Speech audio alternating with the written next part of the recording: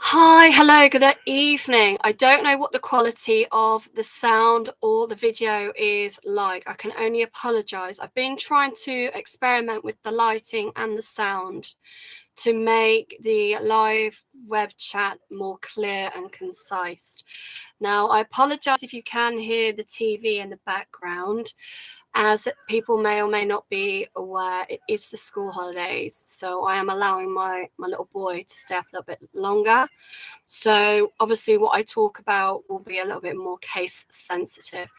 Now, the reason why I'm doing a live video now is to try and find out when the best times to do live videos would be. So I've done quite a few during the day today.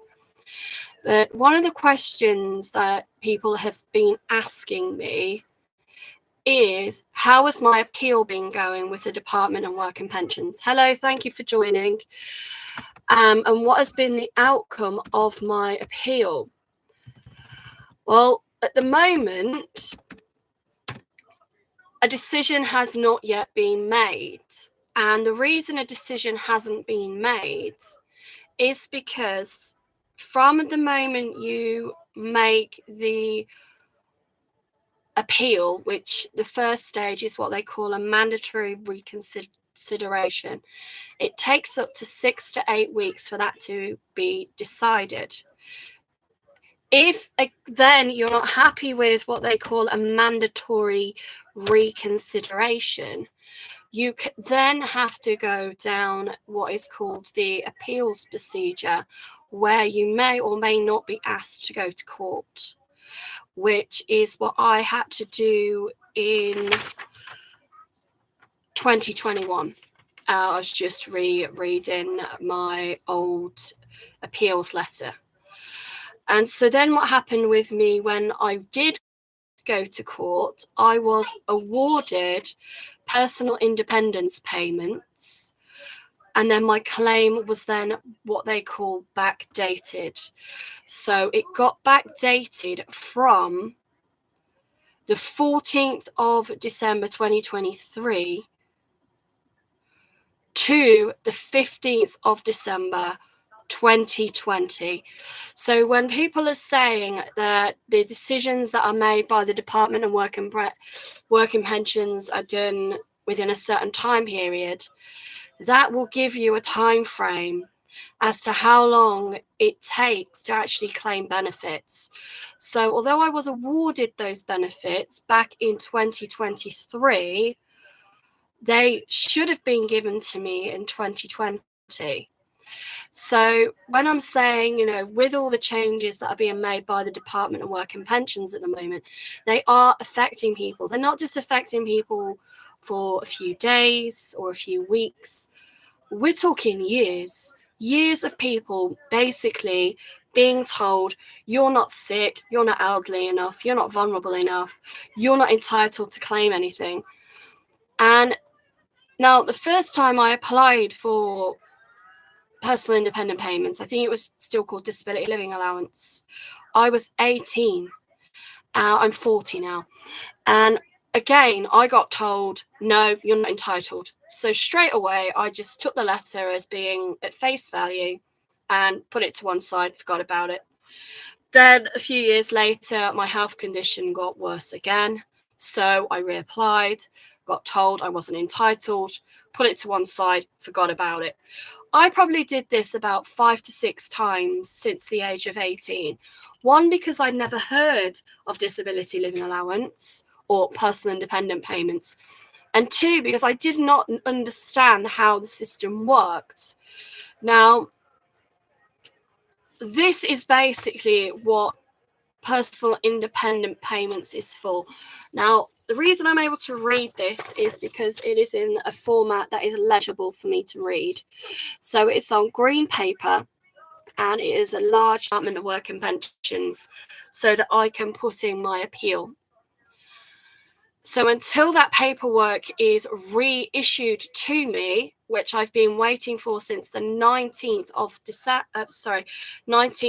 January, February, March, April, of May, and we are now on the 28th of May, I still have not received that paperwork.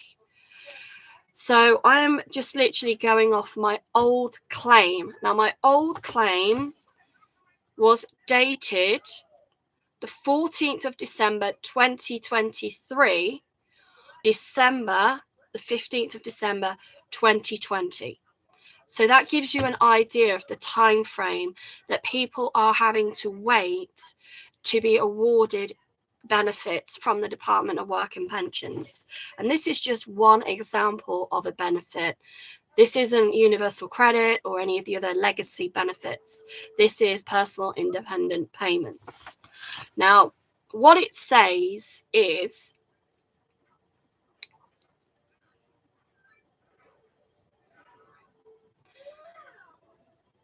entitlements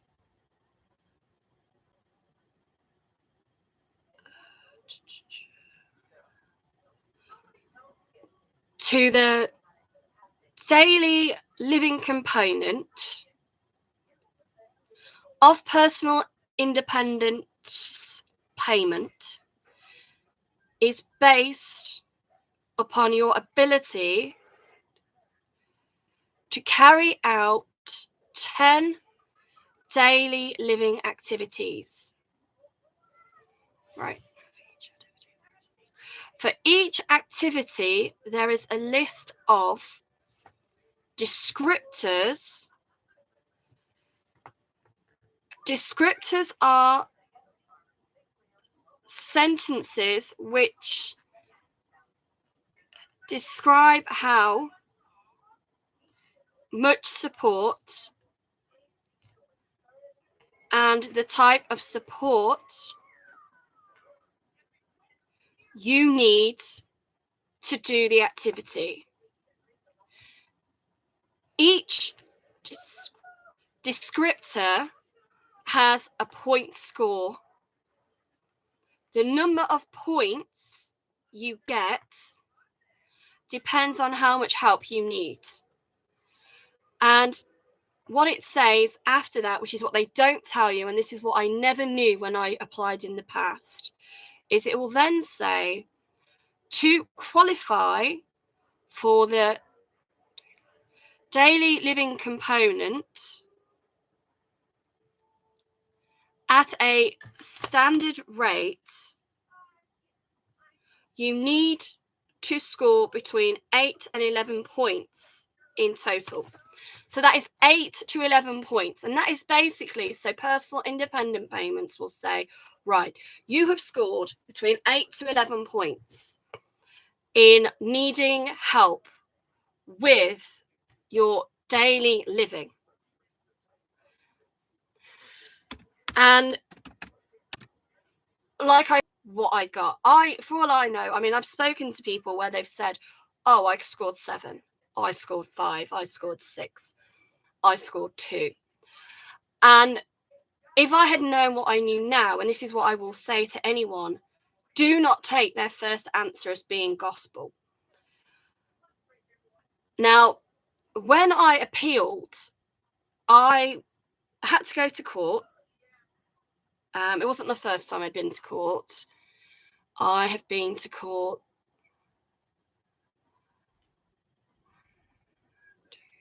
about 4 times in my life. So it is very, very scary, and it's very, very daunting, and it's not the sort of place anyone really wants to be. And I went, and I was very lucky. Like I said, I had an advocate from the CAB, and it's great if they can help you. So please, again, if they give you a court date that you cannot attend without an advocate, tell them this, and they will reconsider and change the date. Don't take no for an answer, okay?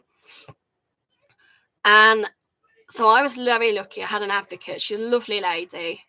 She was very supportive. It was during COVID, so we still had to wear like masks and stuff. And there was 3 doctors and a judge, if I remember rightly. And each one of them was allowed to ask you questions about, and each one of them could ask you as many questions as they wanted to get the answers. And I happened to be there for 6 hours. At one point, they asked me a question, and it was about public transport. And they asked me, when was the last time you used public transport? Were you on your own? How long was your journey? Where did you go to and from? And I said to them, the last time I used public transport was to pick my son up from school because his dad was not available, because his father had just been taken to a nursing home in an ambulance, not in an ambulance, sorry, in a taxi. And for that reason, or was he in hospital? I can't remember which. It was either in hospital or something medical had happened to my children's grandfather. And it was very traumatic that day. And his dad, I remember his dad saying, you're going to have to go and get him from school. I'm at the hospital. I cannot get him. And to have to relive that day for me in a courtroom with complete strangers, it was very traumatizing. And I literally broke down. And they said, okay, go out of the room, have 10 minutes or whatever, and come back. And I came back, and during the time period that I wasn't in the room, the phone rang, and it wasn't mine. It was the lady I was with from the Citizens Advice Bureau. And it was a boss. And they said, where are you? And she said, oh, I'm still in the courtroom. I'm still in the courthouse. Why? And they said, you've almost been there 6 hours. What's going on? We've never known a court case for personal independent payments appeal to last that long.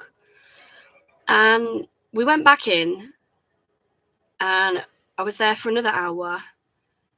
And then they made a decision. They told me they'd made a decision.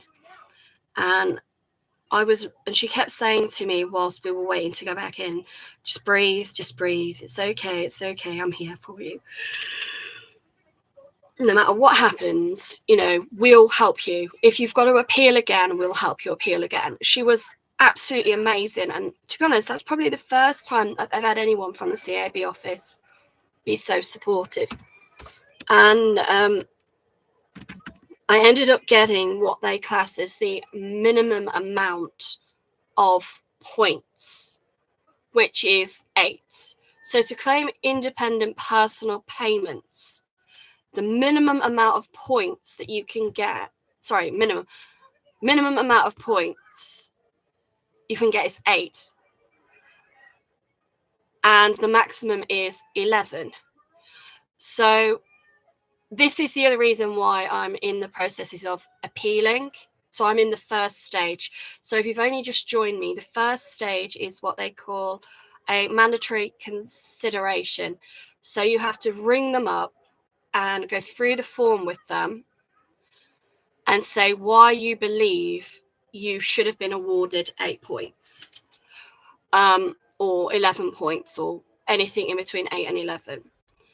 And because I had already been awarded the 8, I couldn't understand why this time round I hadn't been awarded any.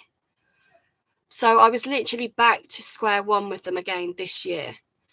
So there are 2 parts to personal independent payments. The first one is, as I've explained, it's your daily living.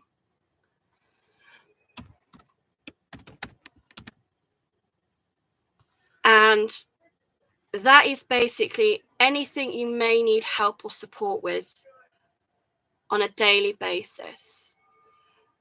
And now the categories that they expect you to fit into are very rigid. They're very strict, the guidelines. There is no room for not being in this little box that they want to put you in, which is why so many people who may have an illness or a long-term disability quite often are refused personal independent payments. And this is why I say, you know, if you're not sure how to do it, ask for help. Because that's the only way I think that people are going to get the help they need. So there are quality of living to score 12 points or more into. Right. So there's a standard, which is 8 to 11. And then they have what's called the enhanced. So if you get anything over 12, you're classed as severely disabled. And there are 10 elements, and they are preparing food,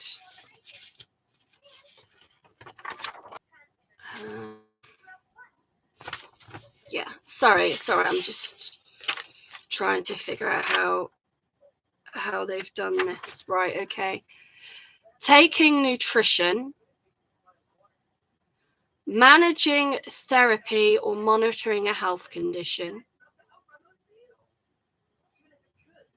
which even in my appeal, I got 0, which I found really confusing that I got 0 for managing therapy or monitoring health condition.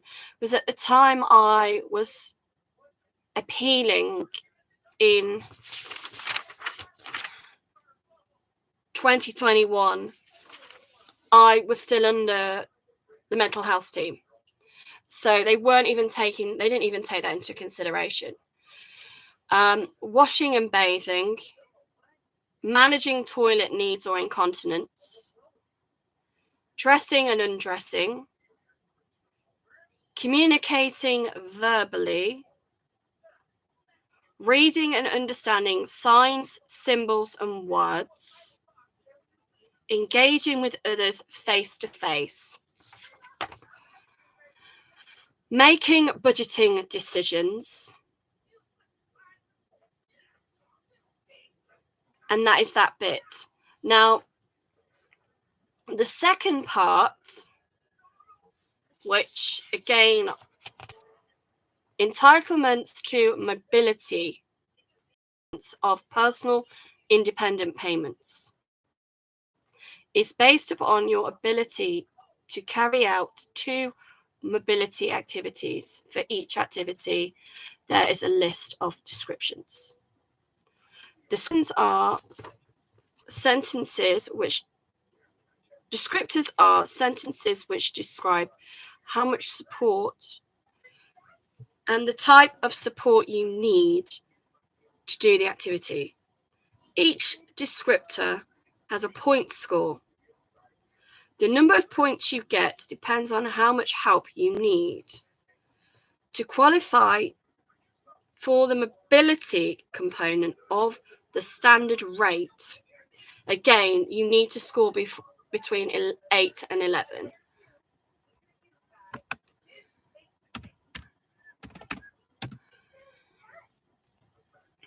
To get the enhanced, you have to score more than 12. And this is for the mobility. So this is the second part of personal independent payments that people are struggling to claim or don't necessarily understand how to claim it. And it says, using all the information provided, the tribunal have given the following score. So basically, they gave me 0. This was not for this year. I'm still under the appeals procedure for 2024. I'm talking about previously in 2021. So for the mobility aspects, there's planning and following a journey. So I scored 0 for this. And then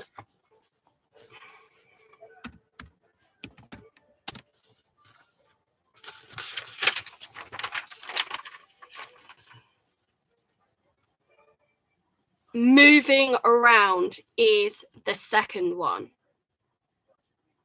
Now, as I was saying, hi, thank you for joining. The information that they give for moving around isn't very helpful at all. So basically what they are saying is, in order to claim personal independent payments for mobility reasons only, this is like if you have any mobility issue, whether you're visually impaired, having a hearing impediment, motor neurons disease, or anything like that. They do not take any of this into consideration for personal independent payments. The two ways to get the mobility. So basically, a question to ask somebody with an aid like a walking. I do use a walking stick. I don't use a walking stick all the time, but I do have one. I have several. But even someone with prostheses or has a limited mobility in their legs could potentially walk. Or again, somebody in a wheelchair. So the question doesn't ask you anything about how you survive. Sorry, I'm trying to get really comfortable. I'm not very comfortable on this chair. So for me, moving around, I said, well, no, that's not true. But they don't ask you these things. So for me, I struggle with bending, stretching, lifting, twisting, kneeling, walking for more than half an hour in one direction. I can't do anything that is too manual for too long a time. And so they'll say to me how to do the housework. But that isn't a question that they ask you. None of the questions in this leaf, in the personal independent payments that they ask you have anything to do realistically with your daily living. So they don't ask you questions like, how do you pay your bills? How do you feed yourself? How do you, so they ask basic questions around your daily living. But for me, I don't use the washing machine. I will use the laundrette. So I have an arrangement where once a week, someone will come to my front door. They will take my laundry to the laundrette for me. I will pay them to take my laundry. And I will then do a service wash. And then a week later, they'll come back and give me it. And I'll pay them again. So it's on like that is how I do my laundry. Other stuff, pardon me, yes, I do myself. But again, it takes me a long time to do it.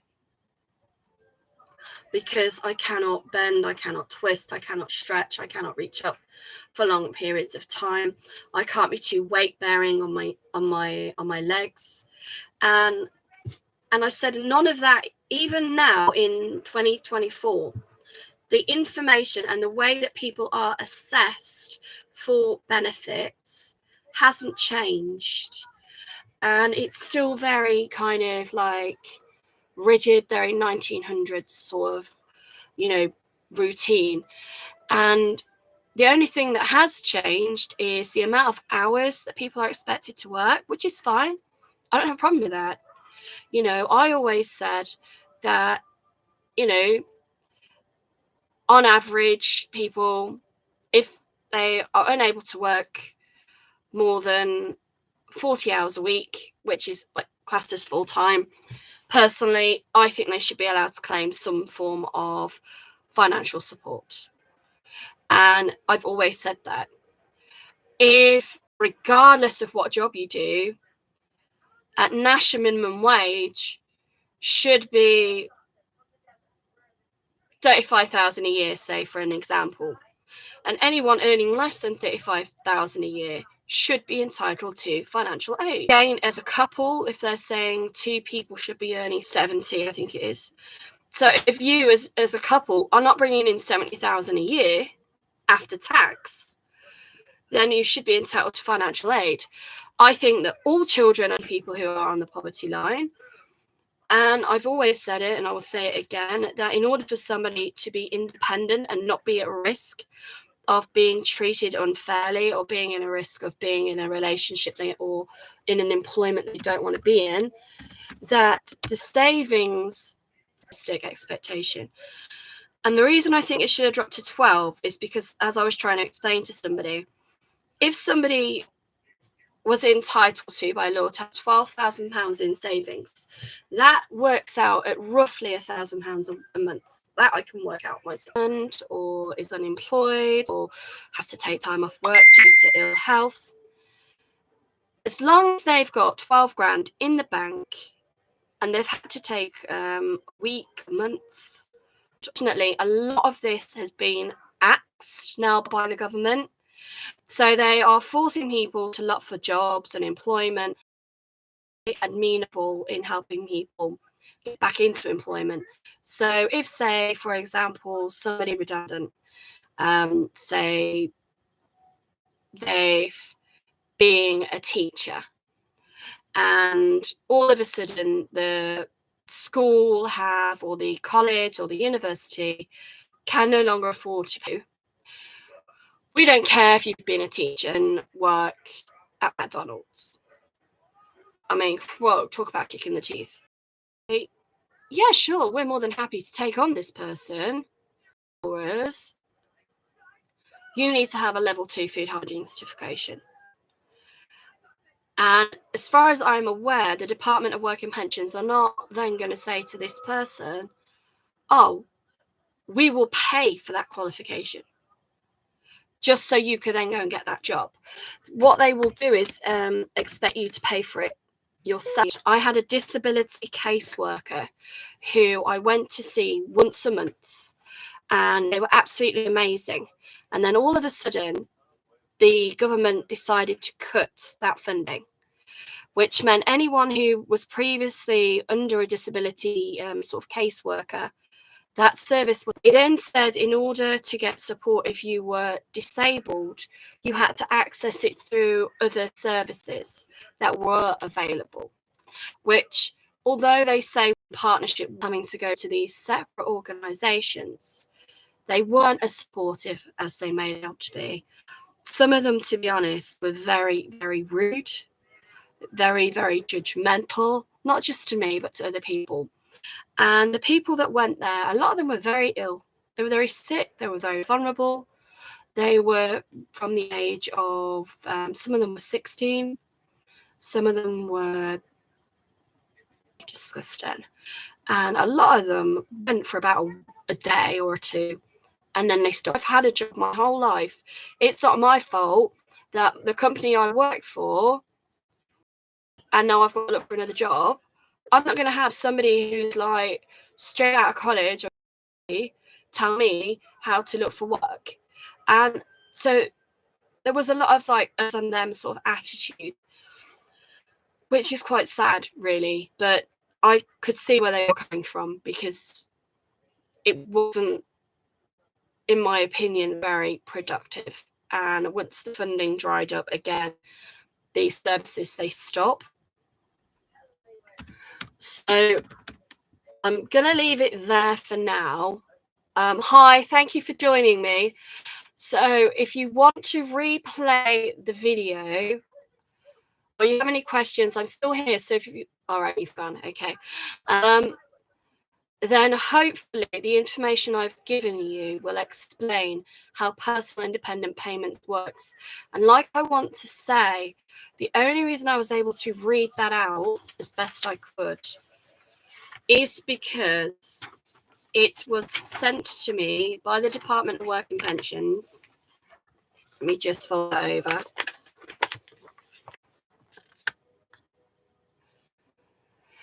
In green format. So basically,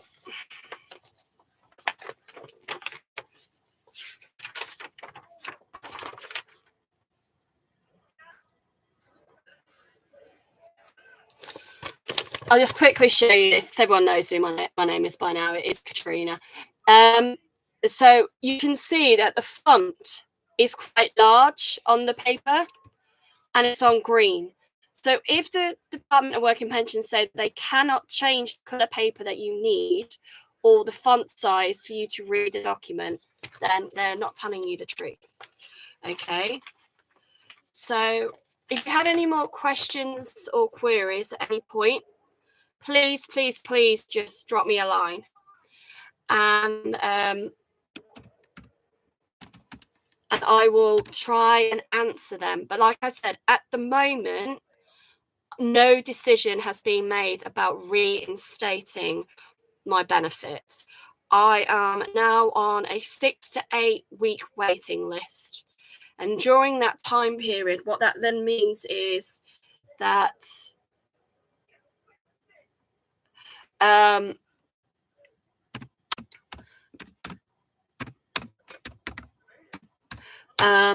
that basically during those 6 to 8 weeks while they make a decision, and that is called a mandatory reconsideration.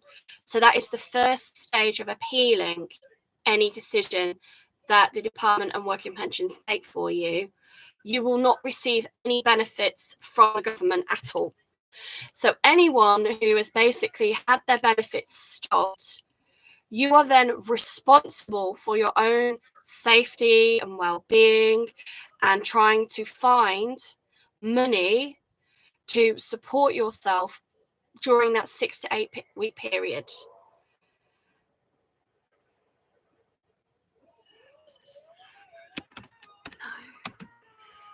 No, it wasn't.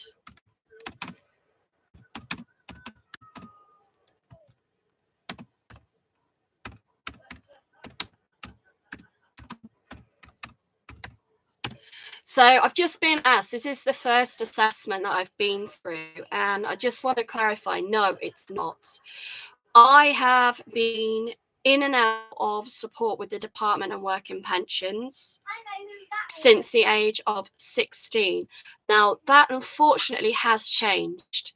They try not to support anyone under the age of and have your parents be responsible for you, which causes a lot of issues on its own, because a lot of children or young people who are basically not safe at home are then forced so are obviously then put at risk, because between obviously the age of 16 to 18 they still want to class you as a child. You're not an adult, and a lot of young nations that can support people in that sort of age group, there's Doorway in Nuneaton, which help people who are forced into homelessness between the ages, I believe, 16 to 25.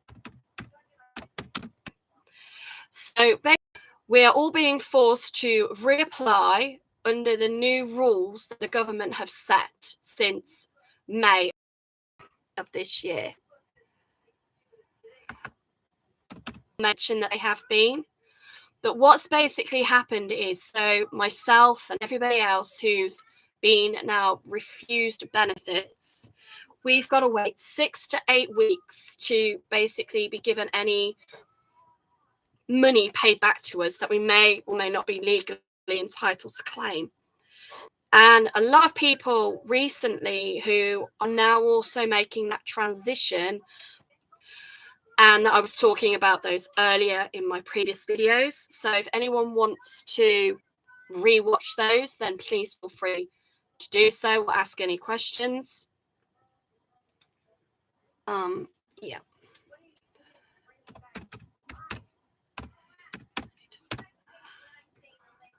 Oh, sorry, hang on.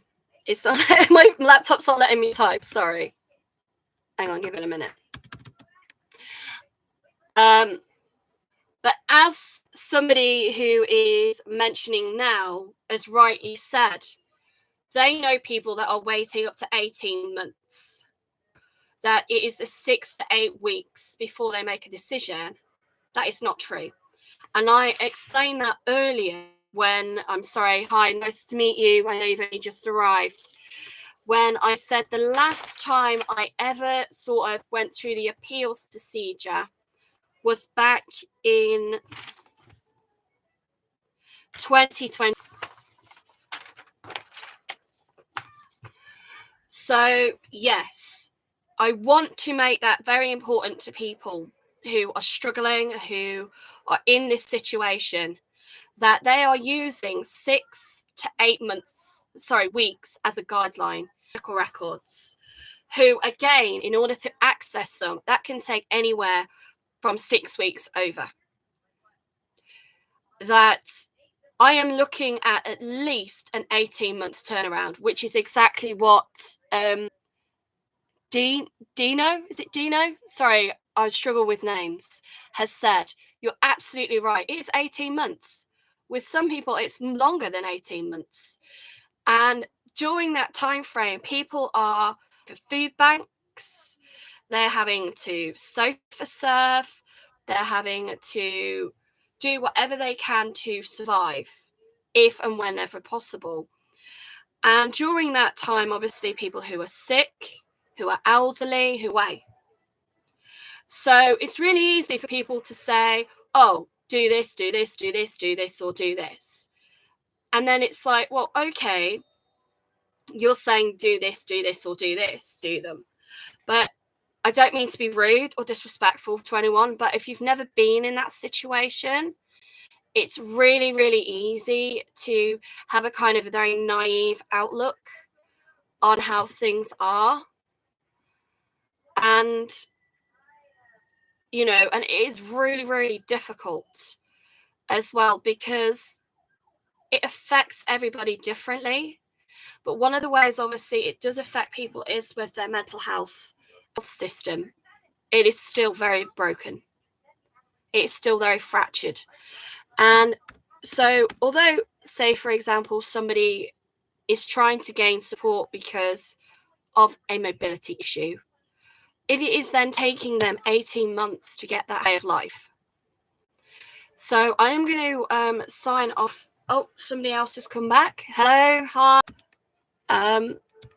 Just quickly, do you have any questions that you want to ask me?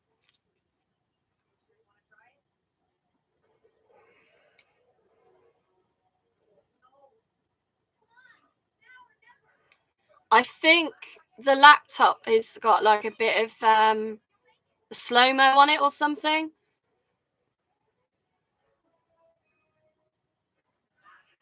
Oh, I don't know, just joined. Okay, hi. I seem to be getting this a lot tonight. The video that I'm currently done, so you can rewatch it, was because I was getting a lot of questions about personal independent payments and how they work. How do people claim? What benefit? The comments. It is taking longer than 6 to 8 weeks. It is taking over 18 months.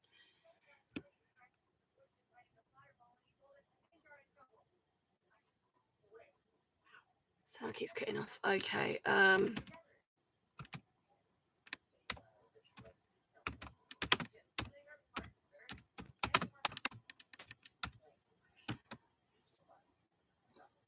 Right. This video, I've really struggled with sound and